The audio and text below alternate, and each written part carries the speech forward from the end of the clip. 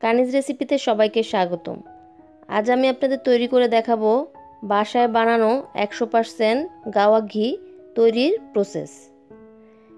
ঘির recipe আমার চ্যানেলে আগেও একটি আছে, ডেসক্রিপশন বক্সে সেটিরও লিঙ্ক দেওয়া থাকবে। তবে আজকে যে প্রসেসে আমি ঘিটি বানাবো সেটি বানাতে আমার সময় লেগেছে মাত্র 1 ঘন্টা।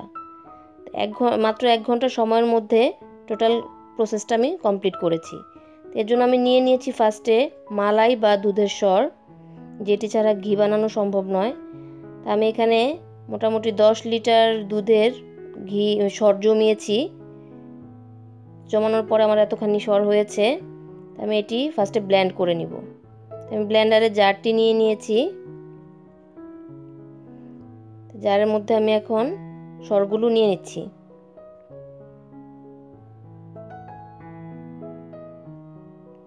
সরগুলো নেওয়া হয়ে গেছে, এখন এটিকে ব্লেন্ড করে নিব।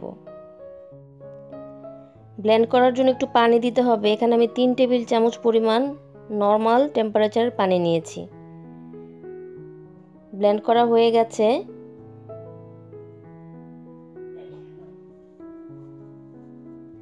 খুবই স্মুথ হয়েছে, দেখে নিশ্চয়ই বুঝতে পারছেন। আমি মোটামুটি ব্লেন্ডারে থেমে থেমে 1.5 মিনিটের মতো ব্লেন্ড করে নিয়েছি। এতে আমার মিহিন হয়ে গিয়েছে। তো আমি একটি বল নিয়ে নিয়েছি। বলের মধ্যে এখন আমি ব্লেন্ডেড সরগুলো নিয়ে নিচ্ছি।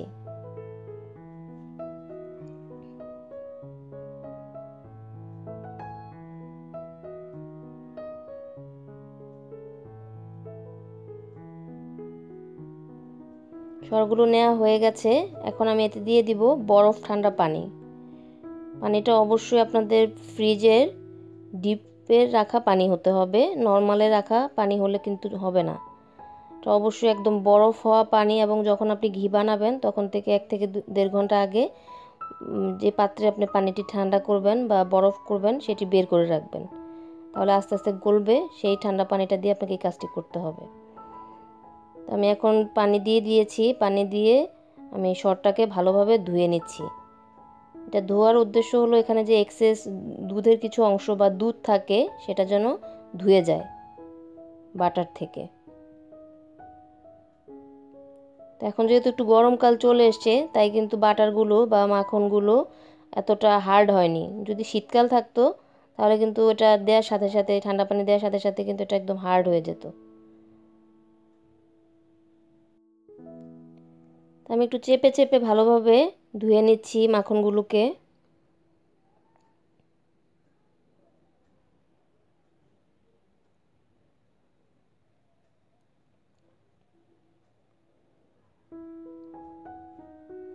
এভাবে করে আমি মোটামুটি 4 থেকে 5 বারের মতো ধুবো, যতক্ষণ পর্যন্ত পানিটা একদম ওয়াটার কালার না আসছে, মানে একদম ক্লিন না আসবে, ততক্ষণ আমি এটাকে ধুয়ে নিব। একইভাবে আমি 5 বার ধুয়ে নেব। আমি এটাকে স্পিড বাড়িয়ে দেইনি আপনাদের দেখার সুবিধার্থে। আমি চাইলে ফাস্ট করে দিতে পারতাম, কিন্তু আপনারা যেন সহজে বুঝে বাসায় তৈরি করতে পারেন, এজন্য আমি একদম ক্লিয়ারলি বোঝার জন্য এটিকে আমি ফাস্ট করে দিইনি, কারণ এখানেও বোঝার কিছু বিষয় আছে।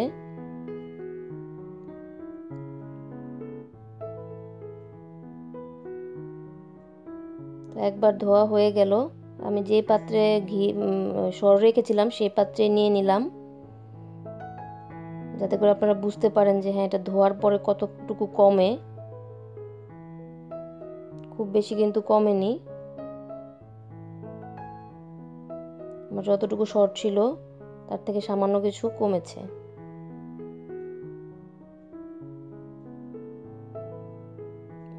দেখুন পানিটা কিন্তু অনেকটাই দুধের কালার একদম বের হয়েছে। তা আমি একইভাবে আরেকবার ধুয়ে নিচ্ছি, আপনাদের সুবিধার্থে আমি আবারও দেখিয়ে দিচ্ছি।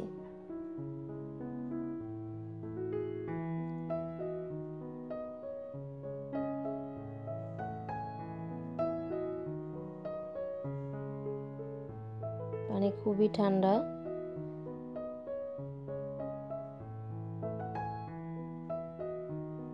একইভাবে আমি কিন্তু চেপে চেপে ধুয়ে নিব। মানে মেইনলি এটা মাথায় রাখতে হবে আপনাদের যে যতক্ষণ পর্যন্ত পানিটা ক্লিন না আসছে ততক্ষণ পর্যন্ত আপনারা এটাকে ধুয়ে নেবেন।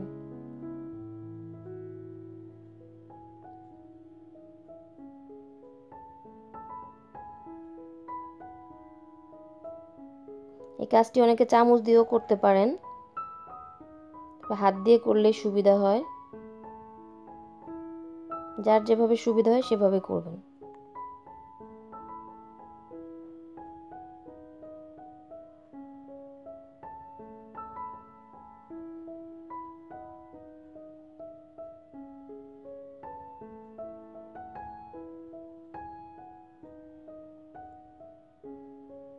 খুব বেশি মাখনগুলো হার্ড না হলেও এগুলো কিন্তু একসাথেই দলা পাকানো আছে, এটা নিশ্চয়ই আপনারা দেখতে পাচ্ছেন। আমার সেকেন্ড টাইমও ধোয়া হয়ে গেল। এখন আমি আস্তে আস্তে তুলে নিলাম, যে দেখুন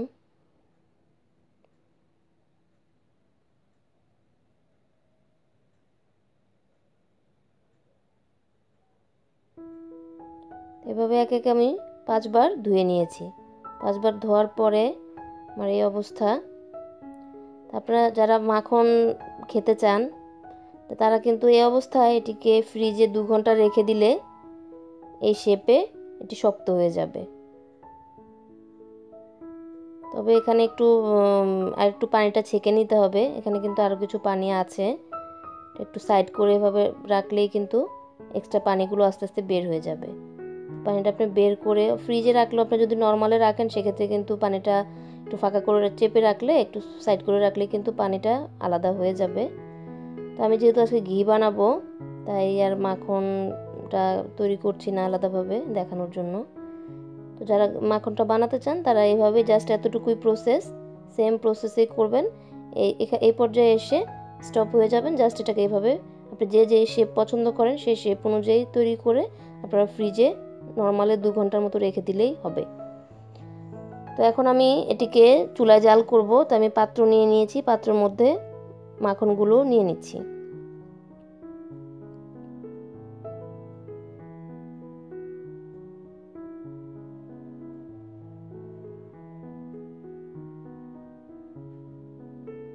নেওয়া হয়ে গেছে, এখন আমি চলে যাচ্ছি চুলায়। চলে এসেছি। চুলা অলরেডি আমি অন করে দিয়েছি। নিচ থেকে কিন্তু গলতে শুরু করেছে, দেখা যাচ্ছে নিশ্চয়ই।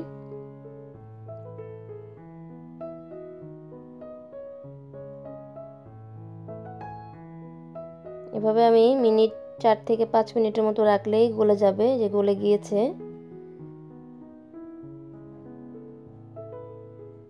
এখন আমি আস্তে আস্তে এটাকে নাড়তে থাকবো, নিচে যেন একদম ধরে না যায় সেই বিষয়ে খেয়াল রাখতে হবে। কারণ নিচে যদি লেগে যায় সেক্ষেত্রে একটা পোড়া গন্ধ কিন্তু ঘিয়ের মধ্যে চলে আসবে, তখন ঘিয়ের যে ন্যাচারাল যে ফ্লেভারটা সেটা কিন্তু আপনি পাবেন না। তাই আপনাকে একটু সাবধানতা অবলম্বন করতে হবে, কন্টিনিউয়াসলি যেন আপনি নাড়ার মধ্যে থাকেন। ঘিটা চুলায় দিয়ে অন্য কোথাও যাওয়া যাবে না। একটু সময় নিয়ে আস্তে আস্তে চুলাটা মিডিয়াম ফ্লেমে রেখে আপনাকে কন্টিনিউ নেড়ে ঘিটাকে তৈরি করে নিতে হবে।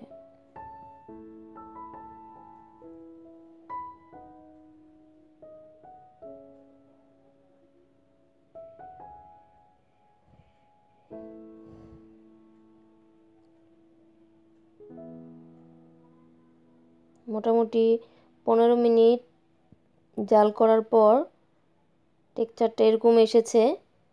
এখনও ঘি বের হওয়া শুরু হয়নি, যে এখন কিন্তু ঘি বের হওয়া শুরু হয়েছে, দেখে নিশ্চয়ই বুঝতে পারছেন আপনারা।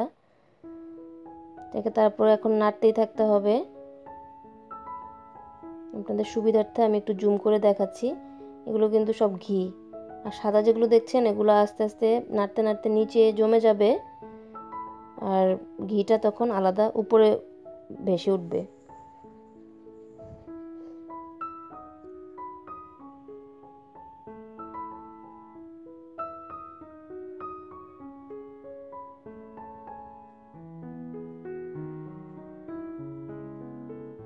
আর যে সাদা অংশগুলো আছে এগুলো কিন্তু আস্তে আস্তে ব্রাউন কালার হওয়া পর্যন্ত আমি এভাবে নাড়তেই থাকবো।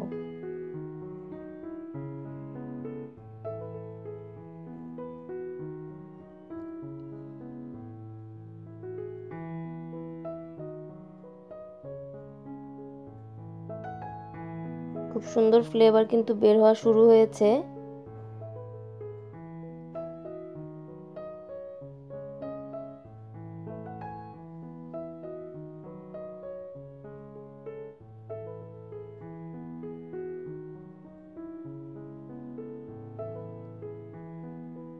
যে প্রায় আমার যে ব্রাউন কালার হয়ে এসছে সাদা অংশগুলো,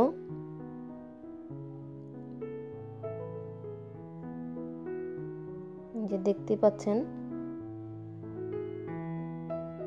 আর এখন আমি আর বেশিক্ষণ চুলায় রাখবো না, এই পর্যায়ে আমি চুলাটা অফ করে দিব এবং নামিয়ে একটু ঠান্ডা করে তারপর ঢেলে নিব। ফিরে এলাম হালকা ঠান্ডা করে 5 মিনিট পর। এখন এটি চাইলে আপনারা ছেঁকেও নিতে পারেন। তা আমি একটু সাইড করে রাখার কারণে আমার যে সরের দুধের যে অংশগুলো ছিল সাদা অংশগুলো, তো ওগুলো একটু নিচে জমে গেছে, এজন্য কিন্তু আমার ছাঁকনি লাগছে না। এই যে তৈরি হয়ে গেল আমার ঘি, 100% পিওর ঘি। দেখলেন তো খুব সহজে 1 ঘন্টা সময়ের মধ্যেই তৈরি হয়ে গেল ঘি। আশা করি আমার ভিডিওটি আপনাদের ভালো লেগেছে।